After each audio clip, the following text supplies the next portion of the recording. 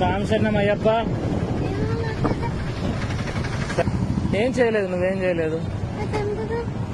ఏం కాలే ఊరికే పంపించు.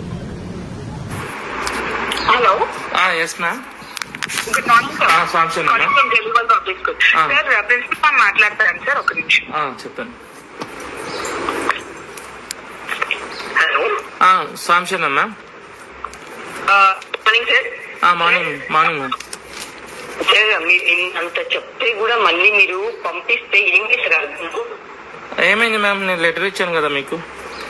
మేము కూడా సర్క్యులర్ పంపించాం, చూసుకోండి సార్.